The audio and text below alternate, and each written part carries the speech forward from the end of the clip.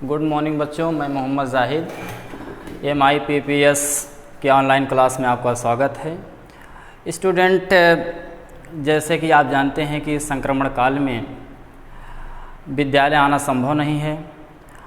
सबसे बड़ा तरीका यही है, सबसे अच्छा उपाय यही है कि आप घर पे रह कर के बहुत अच्छे ढंग से पढ़ाई कर रहे होंगे और इससे बेहतर कोई तरीका भी पढ़ाई करने का नहीं है। ज़्यादा ना बात करते हुए स्टूडेंट, मैं अपने टॉपिक पे आते हैं। कक्षा 10 वाले बच्चे ध्यान देंगे कि आपके सामने एक टॉपिक लेकर के आया हूँ जिसका नाम है मानव का उत्सर्जन तंत्र। जैसा कि आप जानते हैं कि मानव के शरीर के अंदर उत्सर्जी अंग पाए जाते हैं जिसे हम वृक्क के नाम से जानते हैं। तो आज इसके बारे में थोड़ा सा अध्ययन करेंगे और जो इसका आंतरिक भाग है उसको किसी दूसरे वीडियो के माध्यम से बताएंगे। स्टूडेंट देखेंगे, ऊपर दिया गया है एक्सक्रिएटरी सिस्टम ऑफ ह्यूमन, यानी मानव का उत्सर्जी अंग।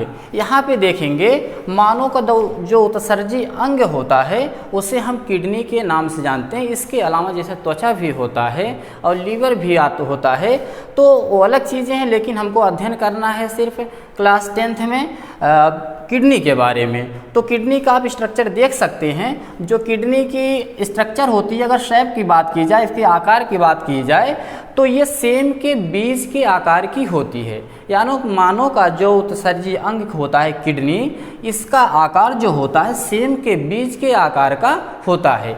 यह गहरे लाल रंग के या भूरे रंग के होते हैं। मानव के शरीर में ये एक जोड़ी पाए जाते हैं, या कह सकते हैं ये मानव के शरीर में संख्या में 2 पाए जाते हैं।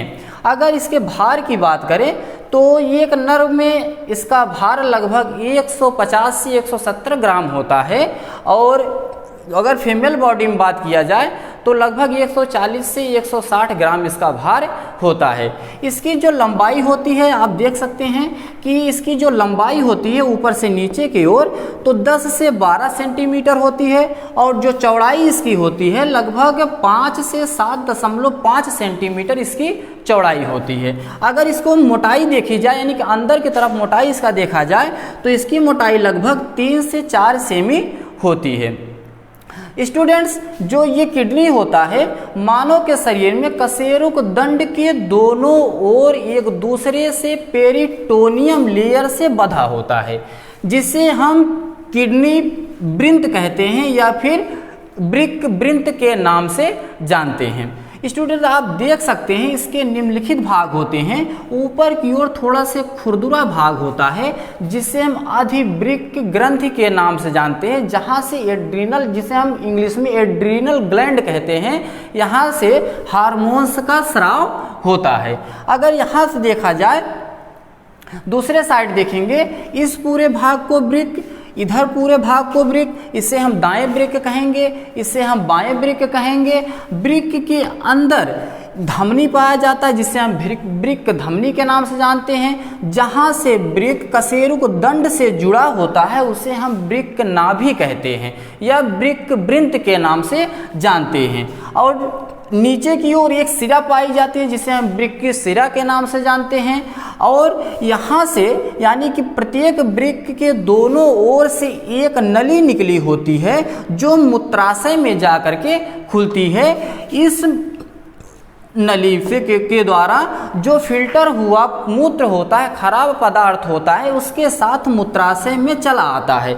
इस नली की लंबाई लगभग 25 से 30 सेंटीमीटर होती है, यानी कि जो मूत्रवाहिनी होती है मानव में 25 से 30 सेंटीमीटर इसकी लंबाई होती है। इसमें विभिन्न प्रकार के जो विषैले पदार्थ छन जाते हैं, बेकार पदार्थ छन जाते हैं, वो छन करके कहाँ चले आते हैं? मूत्राशय में चले आते हैं। ये जो मूत्राशय होता है लगभग 700 से 800 ml मूत्र को इकट्ठा कर सकता है, यानी कि इसकी जो कैपेसिटी होती है लगभग 700 से 800 ml मूत्र को इकट्ठा करता है। और ये जब इसमें मूत्र फिलअप होता है यानी भरता है तो ये फैल भी सकता है और सिकुड़ भी सकता है। स्टूडेंट देखेंगे जो कशेरुक दंड होता है इसके दो नाम होते हैं, जिसे हम पृष्ठ महाशिरा और पृष्ठ महाधमनी के नाम से जानते हैं। स्टूडेंट नीचे देखेंगे जो मूत्राशय होता है ये त्रिकोणाकार होता है, जिसमें विषैले पदार्थ जो मूत्र के साथ आए हुए होते हैं वो कलेक्ट होते हैं, इकट्ठा हुए होते हैं और अंत में मूत्र मार्ग के द्वारा ये बाहर निकल जाते हैं। अब देखते हैं इसके बारे में थोड़ा सा, इधर करिए सर। यहाँ देखेंगे कि जो मनुष्य में एक जोड़ी वृक्क उत्सर्जी अंग होते हैं, यानी कि मनुष्य के शरीर में एक जोड़ी वृक्क उत्सर्जी अंग के रूप में पाए जाते हैं, जो उदर गुहा में कशेरुक दंड के दोनों ओर स्थित होते हैं। यानी कि मानव के शरीर के अंदर, यानी कि हमारे जो अमाशय होता है, अमाशय के नीचे की ओर आप जैसे नभ होता है, नभ की साइड में दोनों साइड एक एक वृक्क पाए जाते हैं, और जो एक दंड होता है उस दंड को हम कशेरुक दंड के नाम से जानते हैं। तो यहाँ देखेंगे उदर गुहा में कशेरुक दंड की दोनों ओर स्थित होते हैं। जो बायां वृक्क होता है ये दाएं वृक्क से कुछ आगे की ओर स्थित होता है, यानी कि बायां वृक्क जो होता है दाएं वृक्क से कुछ आगे की ओर होता है और जो बायां होता है थोड़ा से पीछे होता है। आगे देखेंगे जिसे हम अधिवृक्क कहते हैं, सॉरी यहाँ पे देखेंगे ऊपर वाला कुछ आगे की ओर स्थित होता है। प्रत्येक वृक्क के अगले सिरे पर एक गोल खुरदुरा भी हो सकता है, यहाँ खुरदुरा संरचना पाई जाती है जिसे हम अधिवृक्क के नाम से जानते हैं। यहाँ से जिसे हम एड्रिनल ग्लैंड के नाम से जानते हैं, यहाँ से हार्मोन्स का स्राव होता है। नीचे देखेंगे यहाँ पे जिसे अधिवृक्क कहते हैं, प्रत्येक वृक्क के किनारे से एक मूत्र वाहिनी निकल करके मूत्राशय में खुलती है और मूत्राशय मूत्र मार्ग द्वारा शरीर के निचले भाग में खुल जाती है या खुलती है। अभी अभी हमने बताया कि जो किडनी होता है प्रत्येक किडनी के आंतरिक भाग से यानी अंदर की ओर से 25 से 30 सेंटीमीटर एक वाहिनी निकली होती है, जिसके माध्यम से जो फिल्टर हुआ मूत्र होता है, वाटर होता है, वो मूत्राशय में आकर के इकट्ठा होता है।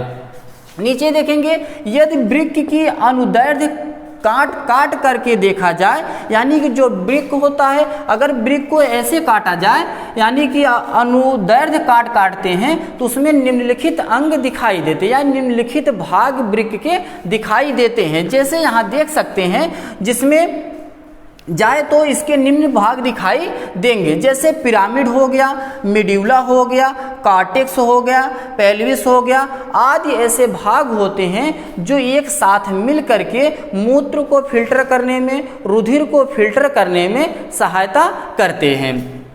नीचे देखेंगे कंट्रोलिंग फंक्शन ऑफ किडनीज, यानी वृक्कों का नियंत्रक कार्य, यानी कि वृक्क हमारे शरीर में किस किस लिक्विड का किस किस तरल पदार्थ को कंट्रोलिंग करता है या फिर उसको नियंत्रण करता है। तो पहला जो इसका फंक्शन होता है आप देख सकते हैं, यह रुधिर के पीएच को नियंत्रित रखता है, जिसके कारण उसका अम्लता अथवा क्षारीयता बनी रहती है।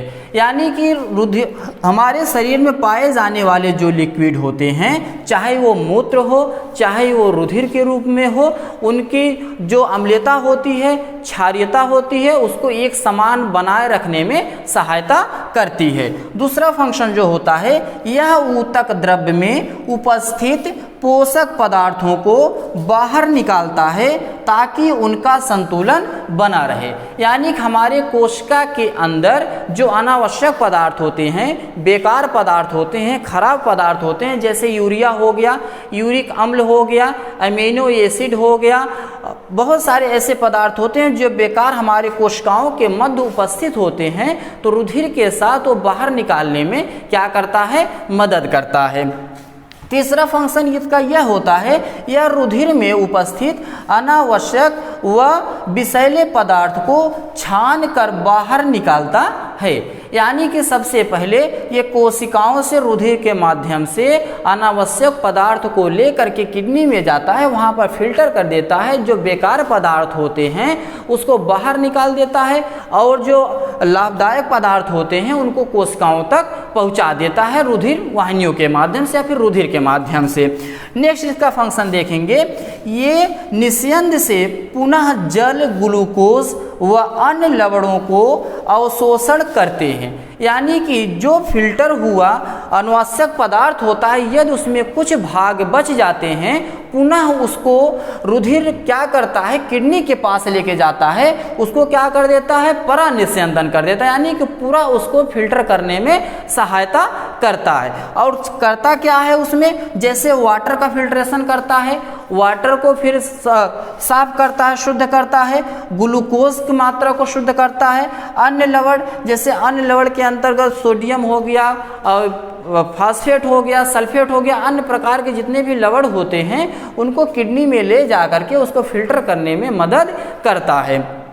नीचे देखेंगे जो इसका पांचवा फंक्शन होता है, पांचवा कार्य होता है, वृक्क का प्रमुख जो कार्य है शरीर का उत्सर्जी पदार्थ जैसे यूरिया हो गया, यूरिक अम्ल हो गया आदि के रुधिर से अलग करके मूत्र के रूप में शरीर से बाहर निकालने में सहायता करता है।